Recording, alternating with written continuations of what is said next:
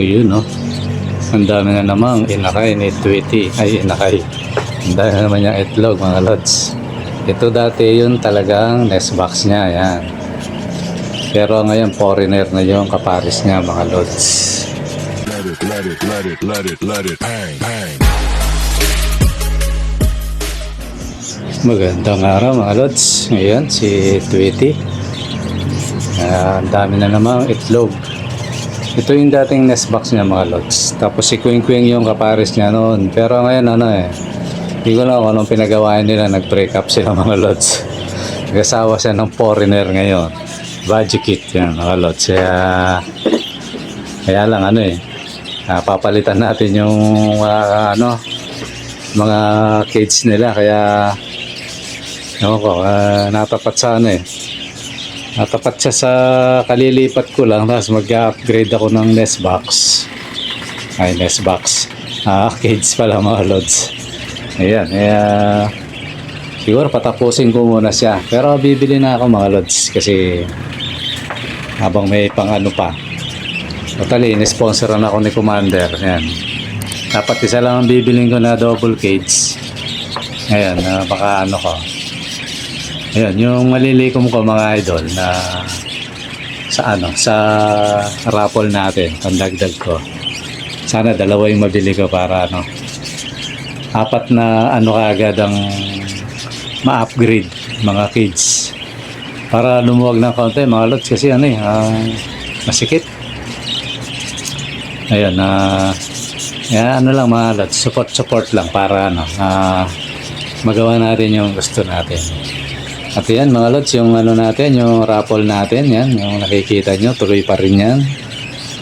At hanggat may oras pa, mga lods, kasi sa Sabado, i-announce ko na yan. Tapos mabibisi ako ng Linggo. Siguro, a-adjust lang ng konti kung sakali lang. Kasi may pupunta dito na, na ka-lods natin. Basta mapapanood nyo rin yan, mga lods. Tapos yan, anuhin nyo na, mga idol, i-entry nyo na. Last na yan, kasi sa susunod na uli tayo, sunod na taon, mga February o March na uli ang parapol natin, mga idol. Medyo matagal. Tapos yung deliver, medyo stop muna. Dahil nga, yun nga, kasi minsan pag dalawa lang, talo lods sa totoo lang. Lalo na kung minsan binibigay ko lang 600, 500, gano'n. Talo tayo sa libre deliver na yun, mga lods. Kaya mga idol, siguro yung mga pagbibigyan ko, yung pupunta lang dito.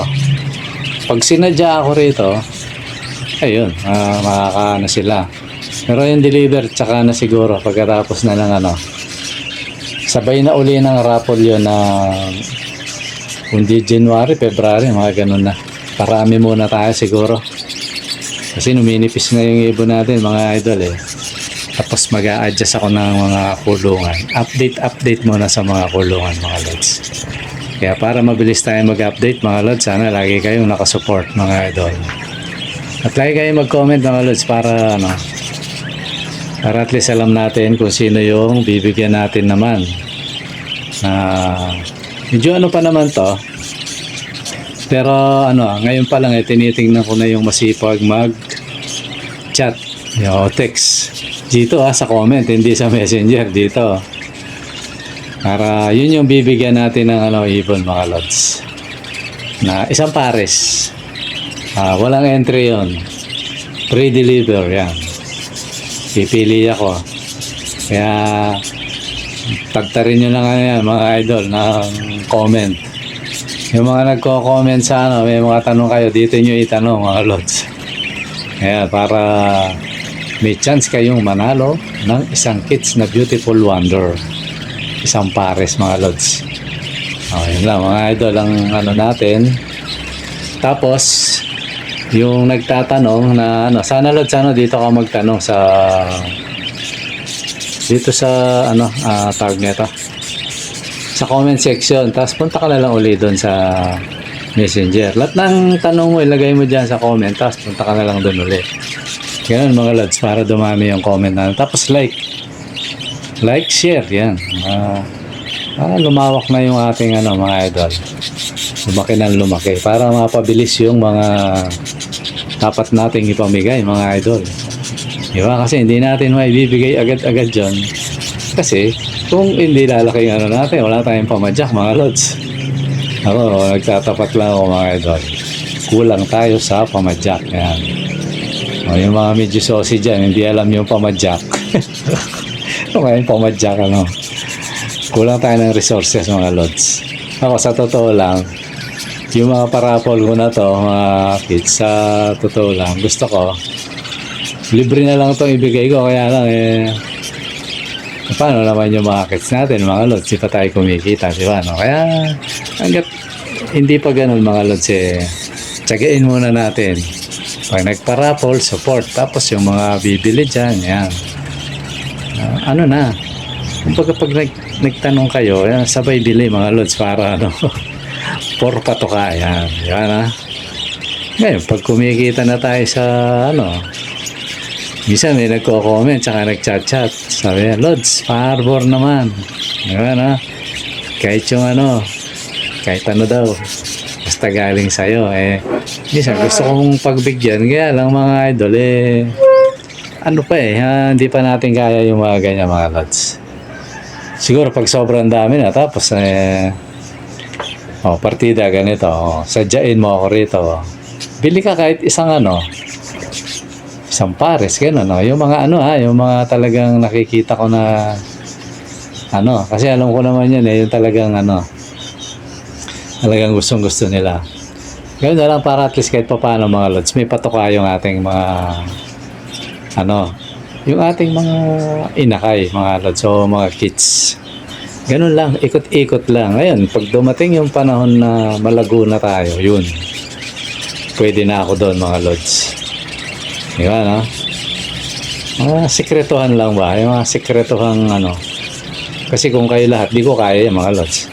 Malilipol yung ating mga alaga. Oo, boss. Wala, unti-unti. Yun nga yung gagawin ko. Unti-unti yung pipili ako ng matyagang mag-chat. Matyagang, comment sa mga, kumbaga, sa comment section. Yun. Kaya umpisahan nyo na yun, mga lods. Kaya yan, yung mga gusto mo marbor. Yan, chat kayo ng chat. Malay, kayo yung mapili. Diba? Lalo na kung wala ka pang alaga. Malay, may potential na ganito lods, talaga gusto ko talaga. Manood ka ng manood ng lods. Panoorin mo ng panoorin yung mga yung mga video natin, kahit yung napanood mo na, kahit yung mga luma, di ba, Tapos comment. Huwag mong alisin yung comment. Like, basta iba-iba kasi ayaw ni YouTube yung baka akala aparato. Tapos share. Ganun lang. Kasi ako naman tinitingnan ko yan, mga lods. Minomonitor ko yan. Kaya malay mo, ikaw yung swerteng mapili na mabigyan ng kids na walang entry, walang pamasahe. Darating ang ibon sa'yo, lods. Yan. Ganun lang, mga idol. Kaya pisahin nyo na yan lagi. Mag-practice na kayo lagi mag-comment, mag-like, and share. Yan, mga lods. So ngayon, may balik tayo, mga lods. May nagtatanong. Ito, sagutin ko ng konti. Sinagot ko na to para lang sa may mga, lalo na yung mga UB, mga beginner, kumbaga. Si Idol, lagi nagtatanong, kaya lang sa sa messenger lang. Dapat dito ka, lods, sa comment. Susunod, lods, ganito. Pag nagtanong ka dyan sa, sa messenger lang, at hindi ka nagtanong dito sa hindi mo lang kita sasagutin. Dito ka magtanong, mga lods. So ngayon, kung mahaba, doon kita sagutin. Sasagot ako ng konti dito sa comment section, doon kita sagutin ng buo, o kaya i-vlog ko pa, diba? Ganun na lang, mga lods. So ngayon, pagbigyan kita ngayon, yung tanong niya kanina, yung isa lang. Yung isa na lang, na nasagot ko na rin, pero para sa mga bago nating kalods, para alam nila baka may ganito silang mutation, hindi nila alam yung effect ganito. Meron siyang lace wing. Basta siguruhin nyo lang na lace wing yung nyo, ano daw magandang ipares. So ang sagot ko kay Idol, kung meron kang lutino o ino, mapaputi yun o mapadilaw, ino tawag doon, yung pulang mata mga lods. So ano yan, parisan mo yan, sabi ko, yung lace wing mo. So ang i-epekto nun, yung ibubuga nun, may possible magbuga ng palo. O ano yung palo? Lace wing na pula ang mata, yan yung palo. Diba no? O yan yung sagot ko kay Idol. So kayo, para may ibong kayong ganon, kasi mataas na mutation na yun mga lods. Pero hindi 100% yun mga lods. Parang 25, 50, ganon. Ngayon, maging 100% na palo, na ibig sabihin, pag 100% na, tapos ipares mo yung 100% na palo sa lace wing uli, ba, naka 100% ka na. So, lamang na yung palo na ibubuga. Kasi minsan, pag hindi 25 o 50 pa lang ang percentage nun, may tendency lace wing yung iba palo. Ganun yun. Pero pag mataas na yung mutation ng percentage niya, ano na yan, lods? Lamang na yung mga palo mo. Ano yung palo? Yun yung parang lace wing na pula ang mata. Di ba? Yung may mga spot-spot sa pakpak. Alam na kahit Chubby, alam na yun yung mga lace wing. Kasi may mga video kong ganyan. Panoorin nyo mga lods. So yun lods, inano ko lang para ma-advise ang kita, Idol, dito ka magtanong. Di na kita i-mention kasi alam mo naman kung sino yung nagtanong kanina. Nanonood ka. Ngayon, kung hindi ka nanonood mga lods, pag nagtanong ka uli, sasabihin ko sa'yo, i-advise ko sa'yo, pag chinyat kita sa messenger, sabihin ko, punta ka dun lods para at least may makinabang na iba. Ganun na lang mga lods. Kasi sa susunod, baka hindi na kita sagutin dyan pag hindi ka pupunta sa comment section ng YT. Kasi parang may makinabang na iba mga lods. Kasi kung sasagutin kitang personal lods, ikaw lang makikinabang. Paano naman yung iba? Iba na? Ganun lang yung natin para okay mga lods, sana yun, malinaw yun na ano pa ba? Yan, yung daga. Yung daga na nahuli, mga lods.